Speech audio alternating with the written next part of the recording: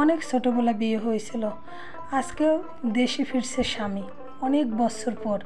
তা অনেক মনে আশা নিয়ে এয়ারপোর্টে যাওয়া হলো। তা স্বামী এসে যে কথাটা বলল তা শুনে আমি হতবাক হয়ে গেলাম। আসসালামু আলাইকুম, নর্মাল কুকে সবাইকে স্বাগতম। আশা করি সবাই ভালো আছেন, আমি আলহামদুলিল্লাহ ভালো আছি। আজকে একটা সুন্দর একটা রেসিপি, সুন্দর একটা গল্প নিয়ে হাজির হলাম। অবশ্যই ফুল ভিডিওটা দেখবেন, ভালো লাগলে লাইক কমেন্ট শেয়ার করে পাশেই থাকবেন। ছোটোবেলায় যখন আমি ছোট ছিলাম তখন আমার বাবা আর আমার শ্বশুরে তারা পাশাপাশি ঘর ছিল। তারা চিন্তাভাবনা করে দেখলো তার ছেলে তখন ক্লাস 5-এ পড়ে আর আমি তখনও হইনি। তখন সে বলল যে তোর সকালবেলা হলেই তোর উঠানে আমার পা দিতে হয়, তাহলে তোর যদি এবার মেয়ে হয় তাহলে আমি তোর মেয়েকে আমার পুত্রবধূ হিসেবে নেব। তখন একথা বলার পরে আমার বাবা বলল আচ্ছা ঠিক আছে। পেটেই এক প্রকার বিয়ে হয়ে গেল। তারপর আমি জন্ম নিলাম। জন্ম নেবার পরে আমার বাবা মা আমাকে ওই সময়ে বিয়ে দিয়ে দিল। তখন তো আমি খুব ছোট ছিলাম, আমার হাজবেন্ডও বেশি বড় ছিল না। দুজনে খেলা করতাম একসাথে, আবার মান অভিমানও করতাম। মাঝে মাঝে আমি স্বামী কী জিনিস বুঝতাম না। যখন একটু সে বড় হয়, আমি তো তখনও বড় হইনি, তখন সে আমার কাছে আসলে আমার খুব বিরক্ত লাগতো আর আমার শরম করতাম, অন্য জায়গায় ফিরে তাকাতাম। তখন সে ভালো লাগতো না। একদিন রাগ করে সে বলল বাবাকে আমি বিদেশ চলে যাব, আমি দেশে থাকবো না। তার বাবা তাকে বিদেশে পাঠিয়ে দিল। সে বিদেশে গেল, অনেক বছর হলো। আর আমি ধীরে ধীরে একটু করে বড় হতে লাগলাম। আর স্বামী কী জিনিস আস্তে আস্তে করে বুঝতে লাগলাম। তখন আমার উপলব্ধি হলো আমার খেলার সাথী আমার কাছে নেই। তখন খুবই খারাপ লাগতেছিল আর মনে মনে তাকে খুবই কল্পনা জল্পনার ভিতরে ছিলাম। এভাবে আস্তে আস্তে করে অনেকটা দিন পার হয়ে গেল। আমি আস্তে আস্তে করে বড় হয়ে গেলাম, এসএসসি পাস করে কলেজে ভর্তি হলাম, কিন্তু এখনও হাজব্যান্ড আসে না। মনের ভিতর কত স্বপ্ন, কত কল্পনা, কত জল্পনা নিয়ে আসি যে কবে স্বামী আসবে। আর আমার তো কোনো মোবাইল ছিল না, আর আমি কিভাবে কথা বলবো। আর শরমও লাজুক অবস্থা, সেরকম চিঠিও লেখি নেই।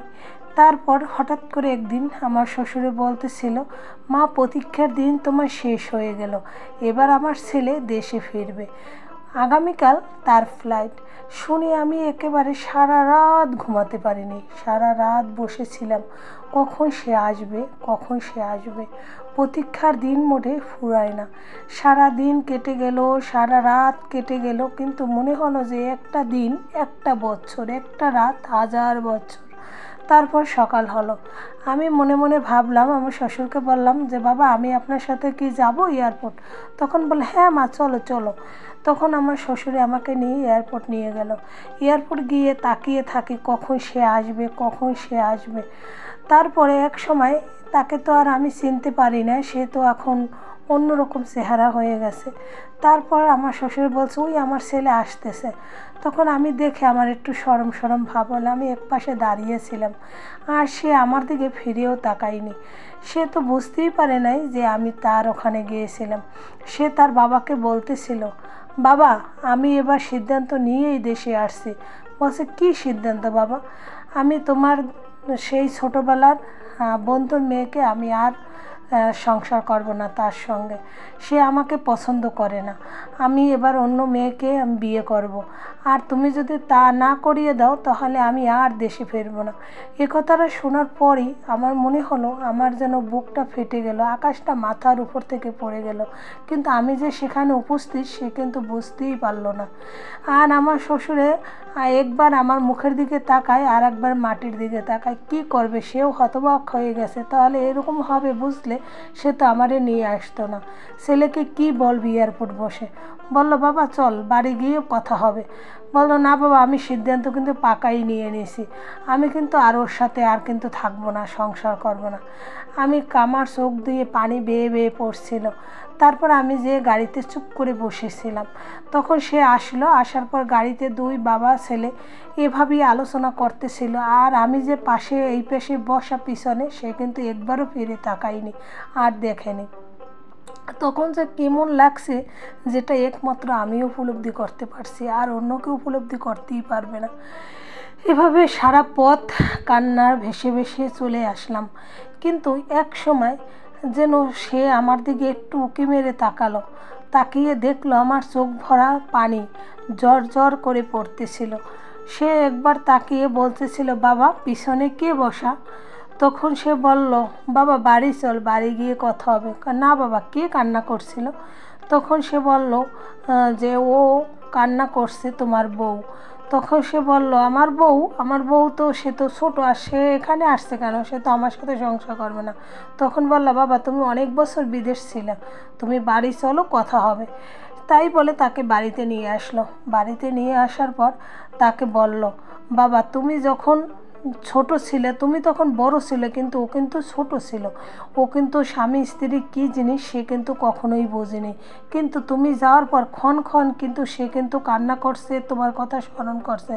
আর এখন সে বড় হয়ে গেছে, সে এখন সব কিছুই বুঝতে শিখছে। তুমি যদি তাকে একবার দেখো তাহলে তুমি বুঝতে পারবা সে যে কে। তখন সে বলল, না বাবা আমার কাছে আর ভালো লাগে না। তখন বলল, ঠিক আছে আচ্ছা।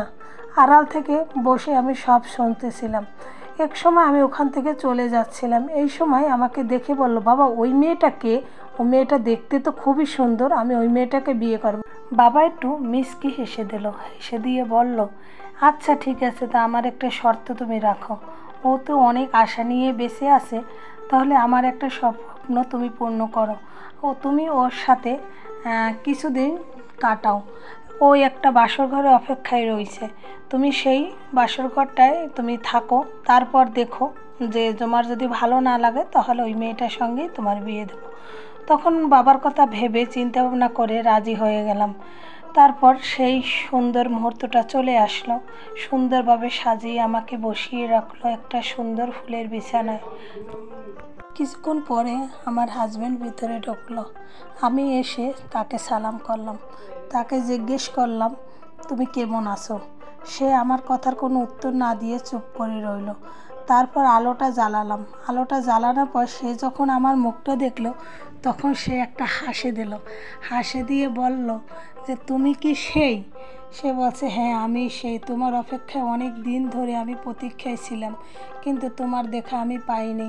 আমি তোমার সাথে অনেক খারাপ ব্যবহার করছি, তখন আমি বুঝতে পারিনি। এখন আমি অনেক কিছু শিখেছি, অনেক কিছু বুঝি। স্বামী কী জিনিস তাও আমি জানি, তুমি আমাকে ক্ষমা করে দাও। তখন সে হেসে দিয়ে বলল, আরে বোকা মেয়ে, আমার কি ওসব কিছু এখন আর মনে নেই। তোমাকে দেখার পর আর কোনো কিছুই আর পিছের কথা মনে নেই। চলো দুজনে মিলে ঘুরে বেড়াই সব জায়গায়, আর তোমাকে নিয়ে সুন্দর সুন্দর জায়গায় আমরা যাব, ঘুরতে যাব, আর সুখে সংসার করব। আমি কিছুদিন পর তোমাকেও নিয়ে যাব বিদেশ, আমরা দুজন ওখানেই বাস করব, আর তুমি ওখানে বসেই আমার সাথে থাকবে, আর তোমার আর কোনো সুখের কোনো সীমা থাকবে না, আমরা দুজনে সুখে সংসার করব। তখন মেয়েটা বলল, আমার প্রতীক্ষার দিন শেষ হয়ে গেল। সত্যিকারের ভালোবাসা এভাবেই জয় হয়। তাই সবাইকে অসংখ্য ধন্যবাদ জানাই। সবাই ভালো থাকেন, সুস্থ থাকেন, আর গল্পটা ভালো লাগলে অবশ্যই শেয়ার করে পাশে থাকবেন। সবাইকে অসংখ্য ধন্যবাদ। আসসালামু আলাইকুম রহমতুল্লাহ বারাকাতুহু।